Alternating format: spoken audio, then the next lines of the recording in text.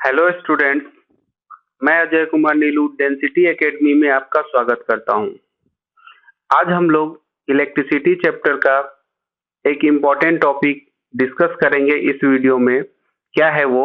Resistance and resistivity, मतलब प्रतिरोध and प्रतिरोधकता। इसके बारे में हम लोग ये जानेंगे कि रेसिस्टेंस क्या होता है, रेसिस्टेंस का ऐसा यूनिट क्या होता है, फिर रेसिस्टिविटी क्या होता है, रेसिस्टिविटी का ऐसा यूनिट क्या होता है, और रेसिस्टेंस किन किन बातों पे डिपेंड करता है। ये सारा कुछ हम लोग डिटेल में पढ़ने वाले हैं इस वीडियो में। तो चलिए स्टार्ट करते हैं। हमारे चैनल डेंसिटी एकेडमी को सब्सक्राइब करें और वीडियोस के सारे नोटिफिकेशन पाने के लिए बेल आइकन को प्रेस करके ऑल पे क्लिक करें। सबसे पहले हम लोग ये जान लेते हैं कि रेसिस्टेंस या प्रतिरोध कहते किसको हैं, कि रेसिस्टेंस और प्रतिरोध क्या होता है। तो क्या है कि the property of a conductor due to which it opposes the flow of current through it is called resistance.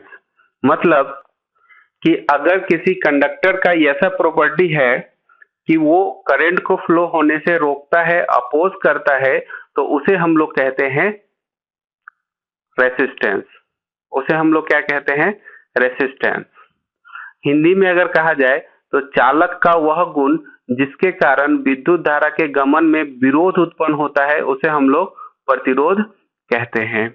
हम लोग इसको फिगर से देखते हैं कि यहाँ पे क्या हो रहा है, चार्ज फ्लो हो रहा है जिसे ये रोका जा रहा है। चार्ज को फ्लो होने से रोका जा रहा है, इसे ही हम लोग क्या कहते हैं? रेसिस्टेंस कहते हैं। अकॉर्डिंग टू ओम्स लॉ हमने क्या पढ़ा था कि V by I potential difference और करंट का जो रेशियो होता है वो एक कांस्टेंट वैल्यू होता है, और इस कांस्टेंट वैल्यू को हम लोग क्या कहते हैं? रेसिस्टेंस कहते हैं। इसी कांस्टेंट वैल्यू को हम लोग क्या कहते हैं? रेसिस्टेंस कहते हैं।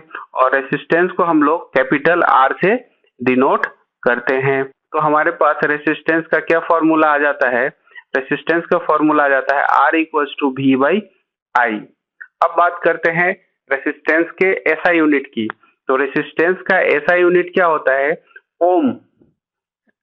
SI unit of resistance SI unit of resistance is ohm, और इसको हम लोग डिनोट करते हैं ओमेगा से।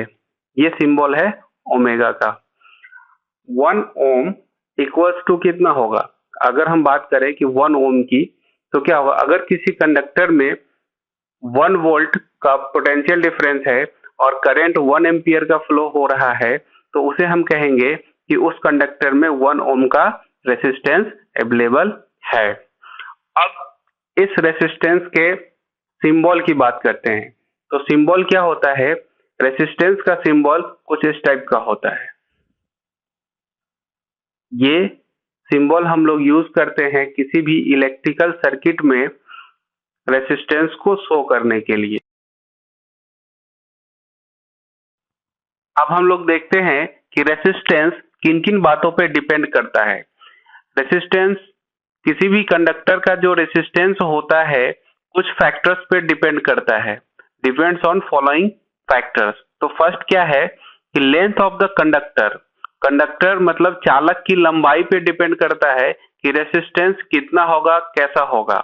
उसके बाद area of cross section of the conductor. Conductor के क्रॉस सेक्शनल एरिया पे डिपेंड करता है कि रेसिस्टेंस कैसा होगा, कितना होगा, बड़ा होगा या छोटा होगा, ज्यादा होगा या कम होगा। और उसके थिकनेस पे भी डिपेंड करता है, कंडक्टर के थिकनेस पे भी डिपेंड करता है कि रेसिस्टेंस ज्यादा होगा या कम होगा। अगर इसमें हिंदी में बात करें तो अनुप्रस्थ काट के क्षेत्रफल पर भी डिपेंड करता है रेसिस्टेंस।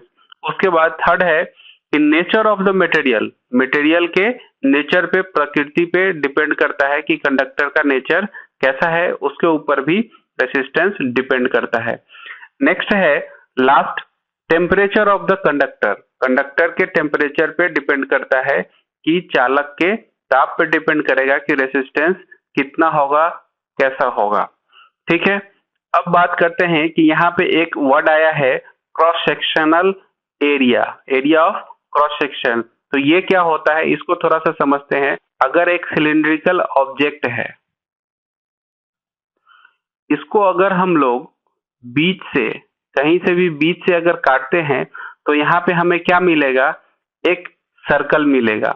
इस सर्कल का जो एरिया होगा इसे ही हम लोग कहेंगे क्रॉस सेक्शन एरिया। तो आप लोग समझ गए होंगे कि क्रॉस सेक्शन एरिया किसको कहते हैं। अब बढ़ते हैं आगे। क्या बताया गया है कि जो फर्स्ट हमने पढ़ा था, लेंथ ऑफ द कंडक्टर पे डिपेंड करता है, लेंथ ऑफ द कंडक्टर पे डिपेंड करता है रेसिस्टेंस। तो उसी को थोड़ा डिटेल में बताया गया है कि the resistance of a conductor is directly proportional to its length. मतलब किसी भी कंडक्टर का जो रेसिस्टेंस होता है वो उसके लेंथ का डायरेक्टली प्रोपोर्शनल होता है। अगर मैथमेटिकल फॉर्म में लिखें तो क्या लिख सकते हैं कि R is directly proportional to L। इसका मतलब है कि अगर किसी कंडक्टर का लेंथ बढ़ता है तो रेसिस्टेंस भी बढ़ेगा, और अगर लेंथ अगर कम हो जाता है तो रेसिस्टेंस भी कम होगा। इसके आगे नेक्स्ट है कि द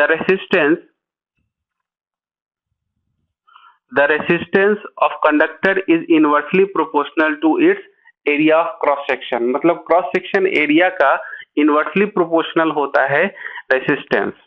अगर इसको मैथमेटिकल फॉर्म में लिखें तो क्या लिख सकते हैं, R is directly proportional to 1/A।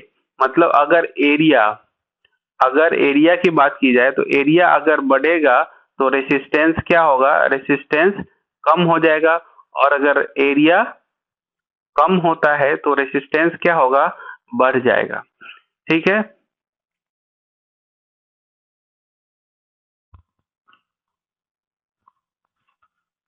Next है रेसिस्टिविटी, मतलब प्रतिरोधकता। रेसिस्टिविटी क्या होता है, हम लोग इसको समझते हैं। जैसे हमने ओम्स लॉ के अकॉर्डिंग क्या पढ़ा था कि द रेसिस्टेंस, क्या पढ़ा था, the resistance of a conductor is directly proportional to its length, R is directly proportional to L। और नेक्स्ट क्या पढ़ा था कि the resistance of a conductor is inversely proportional to its area of cross section, R is inversely proportional to area of cross section. ये हमने पढ़ा था दो रिलेशन, फर्स्ट रिलेशन और सेकेंड रिलेशन, फर्स्ट रिलेशन और सेकेंड रिलेशन। जब इन दोनों रिलेशन को हम लोग कंबाइन करेंगे तो हमें क्या मिलेगा, तो हमें मिलेगा R is proportional to L/A। और यहाँ पे प्रोपोर्शनल का साइन है, तो प्रोपोर्शनल के साइन को जब हम लोग हटाएंगे तो हमें क्या लगाना पड़ेगा, एक कांस्टेंट लगाना पड़ेगा। तो यहाँ पे एक कांस्टेंट लगाया गया है रो। प्रोपोर्शनल के साइन को हटाया, इक्वल्स टू दिया, और यहाँ पे कांस्टेंट लगाया, क्या लगाया, रो। और ये रो क्या है, ये इसी रो को हम लोग कहते हैं रेसिस्टिविटी या प्रतिरोधकता। Where rho is constant, where rho is constant, और इसी कांस्टेंट को हम लोग कहते हैं रेसिस्टिविटी या प्रतिरोधकता, किसी मटेरियल का प्रतिरोधकता। इस रेसिस्टिविटी को हम लोग स्पेसिफिक रेसिस्टेंस भी कहते हैं। क्या कहते हैं, स्पेसिफिक रेसिस्टेंस भी कहते हैं, हिंदी में विशिष्ट प्रतिरोध भी कहते हैं। अब अगर हम यहाँ से ये जो फॉर्मूला आया हमारे पास R equals to rho into L divided by A, यहाँ से अगर हम रो निकालें, रो का वैल्यू निकालें तो क्या आ जाएगा हमारे पास, R into A divided by L। ये फॉर्मूला आ जाएगा हमारे पास रो का, मतलब रेसिस्टिविटी का ये फॉर्मूला निकल के आ गया।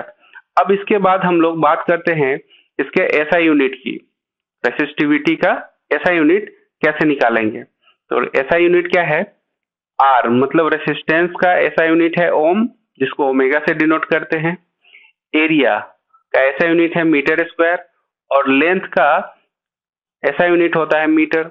अब यहाँ पे क्या है, मीटर से मीटर कैंसिल हो जाएगा, तो हमारे पास क्या बच जाएगा, ऐसा यूनिट ओम इंटू मीटर, तो ऐसा यूनिट हो जाएगा ओम मीटर।